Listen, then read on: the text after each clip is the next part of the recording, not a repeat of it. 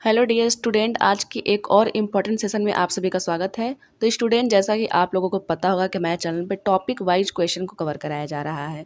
तो आज के सेशन में हम कुछ इम्पॉर्टेंट टॉपिक जो कि ईवीएस में अलग अलग चैप्टर में दिए गए हैं आपके एनसीईआरटी में, आज हम लोग इन सभी टॉपिक के बारे में एक एक करके बात करेंगे। इसके अगले वीडियो में हम जितने भी आज तक शॉर्ट नोट हम लोगों ने पढ़ रखा है उसके बारे में हम लोग क्वेश्चन को करेंगे। तो इसके अगले वाले वीडियो में हम लोग क्वेश्चन करेंगे। इस वीडियो में हम सिर्फ थ्योरी सेक्शन को कवर करने वाले हैं। चलिए फिर वीडियो को शुरू करते हैं और सबसे पहले पढ़ते हैं शिकारी पौधों के बारे में।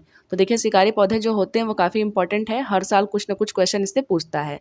तो क्वेश्चन कहाँ कहाँ से बनते हैं हम लोग देखेंगे। तो देखिए, पढ़ लेते हैं। कुछ ऐसे भी पौधे होते हैं जो चूहे, मेढकों, कीड़े मकोड़ों और छोटे जीवों का शिकार करते हैं।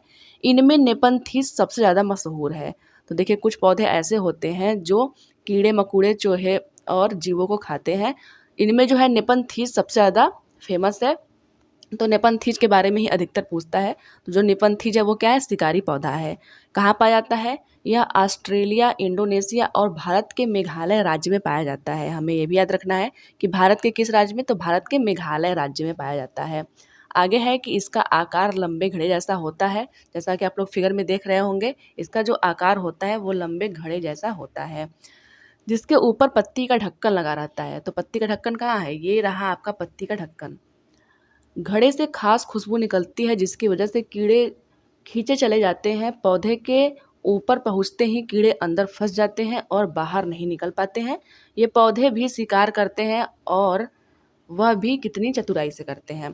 तो देखिए, जो शिकारी पौधे हैं, तो स्टेटमेंट में अगर पूछेगा तो जितने भी आपको यहाँ पे लिखा गया है इसमें से कोई भी लाइन उठा के आपको स्टेटमेंट में पूछ सकता है।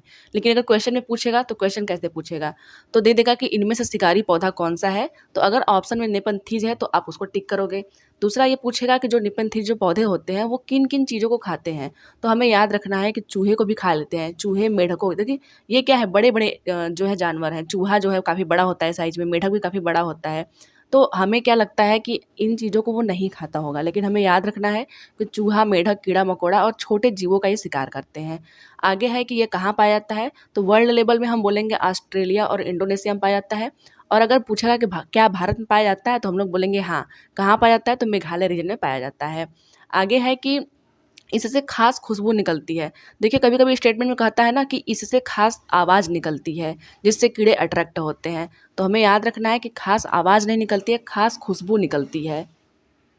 तो अच्छा, ये बताइए कि ये लोग शिकार क्यों करते हैं? शिकारी पौधा क्यों शिकार करते हैं? क्या ये फोटोसिंथेसिस नहीं करते हैं? तो देखिए, ये जो शिकारी पौधे हैं वो कोई जानवर नहीं है, ये पौधे हैं, इसलिए फोटोसिंथेसिस करते हैं। लेकिन ये जीवों का शिकार क्यों करते हैं? तो ये जहाँ पे पैदा होते हैं, जहाँ पे उगते हैं, वहाँ नाइट्रोजन की कमी होती है। नाइट्रोजन की कमी का कारण क्या करते हैं ये कि ये जो जीव होते हैं, चूहे, मेढक, कीड़े मकोड़े, उनको जो है ना, उनसे ये नाइट्रोजन चूस लेते हैं। तो अपना फोटोसिंथेसिस ये करते हैं। तो बस सिर्फ यही है कि जो शिकारी पौधे होते हैं वो नाइट्रोजन की वजह से, नाइट्रोजन लेने की वजह से ही इन जो कीड़े मकोड़े हैं इन लोगों को शिकार करते हैं। आगे बढ़ जाते हैं। दूसरा हमारा टॉपिक है दुनिया में मशहूर पश्मीना। देखिए, जो पश्मीना शॉल होती है वो काफ़ी इंपॉर्टेंट होती है। तो देख लेते हैं कि इसके बारे में क्या इंपॉर्टेंट चीज़ें हैं। माना जाता है कि एक पश्मीना शाल 6 स्वेटरों के बराबर गर्मी देती है। तो देखिए, जो पश्मीना शाल होती है, अगर हम लोग एक शॉल ओढ़ लेते हैं तो वो 6 स्वेटर के बराबर गर्मी देती है। यह बहुत पतली होती है फिर भी बहुत गर्म होती है। वो बकरियां जिनसे पश्मीना मिलता है लगभग 5000 मीटर की ऊंचाई पे पाई जाती हैं। यहाँ सर्दियों में तापमान 0 डिग्री सेंटीग्रेड से भी बहुत कम -40 डिग्री सेंटीग्रेड तक चला जाता है। इतनी सर्दी से बचने के लिए बकरियों के शरीर पर बहुत ही बारीक और नरम बाल उग आते हैं जो गर्मियों में झड़ जाते हैं। तो देखिए, जो पश्मीना शॉल है वो बकरियों के बाल से बनता है, क्योंकि जो बकरियां वहाँ पाई जाती हैं वो 5000 मीटर की ऊंचाई पे पाई जाती है। वहाँ जो तापमान होता है वो 40 डिग्री होता है, -40 डिग्री होता है। तो वहाँ सर्दी से बचने के लिए उनके शरीर पे बाल उग जाते हैं। उन्हीं बाल को लेकर के यह पश्मीना शॉल बनता है। तो आगे देख लेते हैं। ये बाल बहुत ही पतले होते हैं, इतने पतले होते हैं कि बकरी के 6 बाल मिलाकर के हमारे सिर के 1 बाल, मतलब अगर हमारे सिर के 1 बाल है तो वो बकरी के शरीर के 6 बाल के बराबर होगा। इतना ये बारीक होते हैं। इसलिए पश्मीना शालों को मशीनों द्वारा नहीं बुना सकता है। इनकी बुनाई हाथों से करने के लिए खास बुनकर होते हैं। यह एक लंबा और कठिन काम है। अगर एक बुनकर 250 घंटे बुनाई करे तब जाकर एक साधारण पश्मीना शाल तैयार होती है। तो देखिए यहाँ पश्मीना शाल का फिगर है, ये काफ़ी इंपॉर्टेंट होता है क्योंकि 250 घंटे अगर बुनाई की जाती है तब एक पश्मीना शाल तैयार होती है। तो हमें क्या याद रखना है इस टॉपिक में कि जो एक पश्मीना शाल होती है वह 6 स्वेटरों के बराबर हमें गर्मी देती है। कहाँ से प्राप्त होती है? तो बकरियों के बाल से प्राप्त होती है। अगर हम लोग 6 बकरी के बाल मिला दें तो हमारे शरीर के एक बाल के बराबर होगा। 250 घंटे बुनाई करने के बाद तब ये स्वेटर तैयार होता है। और इसको क्या करते हैं? हाथों से बुनते हैं। अगर मान लीजिए आपके स्टेटमेंट में दिया है कि इसकी बुनाई मशीनों से की जाती है, तो अधिकतर जो चीज़ें होती है वो मशीनों से ही हो रही है, तो हम लोग उसको टिक कर सकते हैं। लेकिन याद रखना है कि जो ये शॉल बनती है वो हाथों से बनती है। बढ़ते हैं अगले टॉपिक के बारे में, पोचमपल्ली। देखिए जो पोचमपल्ली है वो एक साड़ी का नाम है। अब हम लोग उसके बारे में पढ़ लेते हैं। तो पोचमपल्ली का नाम आंध्र प्रदेश के पोचमपल्ली जिले के नाम पे पड़ा है। यहाँ के बुनकर कपास के साथ साथ रेशम का विशेष कपड़ा बुनते हैं। यहीं से इसका नाम पोचमपल्ली कपड़ा पड़ा। यह स्थान भारत के सिल्क सिटी नाम से प्रसिद्ध है। पोचमपल्ली वह स्थान है जहां धागे और रंग कुशल बुनकरों के हाथ में आ जाते हैं और सुंदर साड़ियों और पोशाक सामग्री के रूप में बाजार में आ जाते हैं।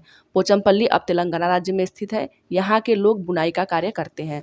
तो देखिए आपके जो एनसीईआरटी है उसमें जो चैप्टर नंबर 23 है जो कि पोचमपल्ली के बारे में ही दिया गया है। तो सिर्फ हमें इतना याद रखना है कि जो पोचमपल्ली थी वो पहले आंध्र प्रदेश की विशेषता थी, लेकिन जब 2 जून 2014 को जब आंध्र प्रदेश से जब तेलंगाना अलग हुआ तो यह विशेषता जो हो गई तेलंगाना की हो गई। तो अब पोचमपल्ली जब आपके क्वेश्चन में आएगा कि पोचमपल्ली कहाँ की विशेषता है या फिर कहाँ पाया जाता है, तो हम लोग बोलेंगे तेलंगाना राज्य के। आंध्र प्रदेश को हम लोग टिक नहीं करेंगे। बनती कैसे है? तो कपास के साथ रेशम को मिक्स करके बनती है और जो है ये एक साड़ी है या फिर पोशाक भी बोल सकते हैं। तो पोचमपल्ली एक ही क्वेश्चन बनेगा यहाँ से कि पोचमपल्ली जो होती है वो कहाँ की विशेषता है, तो हम लोग बोलेंगे तेलंगाना राज्य की विशेषता है। आगे बात कर लेते हैं वर्ली चित्रकला। तो देखिए इसके पहले वाला जो आपका सीटेट हुआ था उसमें वर्ली चित्रकला के बारे में पूछा गया था, तो इसके बारे में पढ़ लेते हैं। तो वर्ली चित्रकला एक प्राचीन भारतीय कला है जो कि महाराष्ट्र की एक जनजाति वर्ली द्वारा बनाई जाती है और यह कला उनके जीवन के मूल सिद्धांतों को प्रस्तुत करती है। इन चित्रों में मुख्यतः फसल पैदावार, ऋतु, शादी, उत्सव, जन्म और धार्मिकता को दर्शाया जाता है। यह कला वारली जनजाति के सरल जीवन को दर्शाती है। तो देखिए जो वर्ली चित्रकला होती है वह महाराष्ट्र में पाई जाने वाली एक जनजाति होती है, वर्ली जनजाति। तो वर्ली चित्रकला वर्ली जनजाति द्वारा बनाई जाती है। कहाँ की जनजाति है? महाराष्ट्र की जनजाति है। तो क्वेश्चन नंबर 1 हमारा यहाँ से बन गया कि किसके द्वारा बनाई जाती है, तो वर्ली जनजाति द्वारा बनाई जाती है। दूसरा क्वेश्चन ये है कि वर्ली जनजाति कहाँ पाई जाती है, तो यह महाराष्ट्र की है। अच्छा जो वर्ली चित्रकला होती है उसमें एक मेन ये चीज़ होता है कि जो ये चित्रकला बनाते हैं वो सिर्फ वाइट कलर में ही होती है। वो शायद चावल को पीस कर बनाते हैं, तो ये जो होती है वाइट कलर की होती है। फसल पैदावार, मुख्यतः फसल पैदावार को दिखाने के लिए ये होता है। और शादी उत्सव इत्यादि के जब वैकेशन इन लोग के घर पड़ता है तो ये अपनी जो है धार्मिकता को दर्शाने के लिए ये चित्रकला करते हैं। तो वर्ली चित्रकला के बारे में इतना हो गया। आगे है चित्रकला आमतौर में झोपड़ियों के अंदर की जाती है। वर्ली अपने चित्रों के लिए केवल सफ़ेद का उपयोग करते हैं, केवल सफ़ेद रंग के चावल का उपयोग करते हैं। सफ़ेद रंग के चावल की लेई और पानी का मिश्रण जिसमें गोंद जोड़ती है। तो देखिए मैंने पहले ही बताया है कि ये क्या करते हैं, सफ़ेद रंग के चावल को पीस करके उसमें गोंद मिला करके ये चित्रकला बनाते हैं। तो आप लोग देख सकते हैं यहाँ पे ये वर्ली जनजाति द्वारा बनाई गई चित्रकला है। ऐसा कहा जाता है कि वर्ली महिलाएं शादी के दौरान खुशियों और उत्सवों को दर्शाने के लिए अपनी दीवारों को पेंट करती थी। वर्ली की दीवार पेंटिंग को शुभ माना जाता था। तो जो आपके मैंने पहले बताया कि जो जनजाति है वर्ली जनजाति जो है वो शादी उत्सवों के मौके पे अपने खुशी को जाहिर करने के लिए क्या करती हैं, दीवारों को पेंट करती हैं चावल से। चावल का जो पेस्ट बना लेती हैं उसमें गोंद मिला करके। तो ये आप लोग को याद रखना है, वर्ली जनजाति द्वारा बनाई जाती है और कहाँ की है, महाराष्ट्र की है। आगे बात कर लेते हैं मधुबनी पेंटिंग, ये भी पूछा है आपके क्वेश्चन में। तो मधुबनी पेंटिंग के बारे में बात कर लेते हैं। पहला हमारा पॉइंट ये है कि मधुबनी पेंटिंग या मिथिला पेंटिंग, मतलब इसको दोनों नाम से जानते हैं, मधुबनी पेंटिंग या फिर मिथिला पेंटिंग। मिथिला क्षेत्र जैसे बिहार के दरभंगा, पूर्णिया, मधुबनी तथा नेपाल के कुछ जगहों की प्रमुख चित्रकला है। तो पहला हमारा क्वेश्चन ये बनता है कि जो मधुबनी पेंटिंग है या फिर जिसको हम लोग बोलते हैं मिथिला पेंटिंग, वो किस राज्य से संबंधित है, तो हम लोग बोलेंगे बिहार से संबंधित है। आगे है कि यह पिसे हुए चावल के घोल में रंग मिलाकर बनाए जाते हैं। इन रंगों को बनाने के लिए नील, हल्दी, फूल, पेड़ों के रंग आदि का इस्तेमाल होता है। इसका मतलब ये है कि इसमें भी चावल का यूज होता है, लेकिन हमने पढ़ा था कि जो वारली चित्रकला है उसमें केवल चावल का यूज होता है, लेकिन जो मधुबनी पेंटिंग है उसमें चावल के साथ साथ उसमें हम लोग नील मिला देते हैं, हल्दी, फूल, मतलब प्राकृतिक रंगों का यूज करते हैं।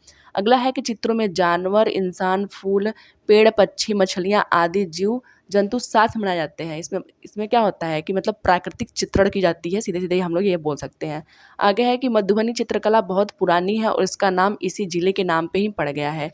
तो जैसे कि हमने पढ़ा था जो पोचमपल्ली है वो भी उस प्लेस के नाम पे पड़ा हुआ था, तो मधुबनी जो पेंटिंग है वो भी जो है बिहार के दरभंगा इत्यादि जो है जगहों के नाम पे ही पड़ी है। तो हम लोग ये याद रखेंगे कि इसमें चावल तो यूज होता है, लेकिन साथ में उसमें कुछ कलर भी मिलाए जाते हैं। मधुबनी पेंटिंग कहाँ की है? तो बिहार की है। ठीक, आगे बढ़ जाते हैं हम लोग। बिहू, देखिए आपके एनसीईआरटी में एक चैप्टर में आप बिहू भी दिया गया है, तो छोटा सा टॉपिक है, हम लोग उसको भी पढ़ लेते हैं। माघ बिहू 14 से 15 जनवरी असमिया कैलेंडर के 10वें महीने को मनाया जाता है। तो माघ जो बिहू है वो जो कैलेंडर हमारा है 14 और 15 जनवरी को, और असमिया कैलेंडर के अनुसार 10वें महीने में। पहले दिन को उरुका कहते हैं। जो पहला दिन होता है बिहू का उसको उरुका कहते हैं। इस दिन अस्थाई शेड जिसको छप्पर बनाते हैं, जिसको हम लोग भेला घर बोलते हैं। तो आपसे ये पूछ सकता है कि भेला घर कौन से त्योहार में बनाते हैं? तो हम लोग सीधे सीधे बोलेंगे बिहू त्योहार में भेला घर बनता है। यह घर बनता कैसे है? यह बांस और घास से बनाया जाता है और सामूहिक भोज का आयोजन होता है। इस दिन बोरा चावल, असम में खाए जाने वाले चावल की एक किस्म, तो हम लोग याद रखेंगे कि इस दिन क्या होता है, बोरा चावल का यूज होता है। यह चावल की एक किस्म है जो पकाने पर चिपचिपे हो जाते हैं। खाने को केले के पत्ते पर खाया जाता है। बिहू त्योहार में औरतें मेखला चादर पहनती हैं तथा बिहू नृत्य करती हैं। तो देखो बिहू जो चित्रकला है, सॉरी बिहू जो आपका नृत्य है, त्योहार है, उससे कुछ क्वेश्चन बनते हैं। क्वेश्चन कौन से बनते हैं? पहले ये बनता है कि बिहू मनाया कहाँ जाता है? तो असम में मनाया जाता है। दूसरा पूछेगा भेला घर किस त्योहार संबंधित है, फिर किस डांस संबंधित है? तो हम लोग बोलेंगे कि जो भेला घर है वह बिहू त्योहार से संबंधित है। तीसरा यह है कि जो बोरा चावल होता है वो कहाँ पाया जाता है? तो हम लोग बोलेंगे असम में पाया जाता है। असम में चावल की एक किस्म है यह। अगला है कि जो है मेखला चादर कहाँ की औरतें पहनती है? तो हम लोग बोलेंगे कि असम की औरतें बिहू नृत्य करते समय मेखला चादर पहनती हैं। तो बिहू एक त्योहार भी है और बिहू एक नृत्य भी है, जो कि बिहू त्योहार के दिन ही वो नृत्य किया जाता है। तो आई होप कि आप लोगों को समझ में आ गया होगा। देखिए ये जो है ये भेला घर है, ये अस्थाई शेड या छप्पर है। आगे बढ़ते हैं। तो फ्रेंड्स आज की वीडियो में सिर्फ इतना ही। आज हम लोगों ने कुछ जो छोटे-छोटे टॉपिक थे जो कि आपके एनसीईआरटी में दिए गए हैं उसको हम लोगों ने कवर किया है। इसके अगले वीडियो में हम लोग जितने भी टॉपिक को अभी तक पढ़े हुए हैं, छोटे-छोटे टॉपिक को, शॉर्ट नोट को, उस पे हम लोग क्वेश्चन को करेंगे जो भी प्रीवियस ईयर में आए हुए हैं। तो आज की वीडियो में सिर्फ इतना ही। फिर मिलते हैं किसी वीडियो में, तब तक के लिए धन्यवाद।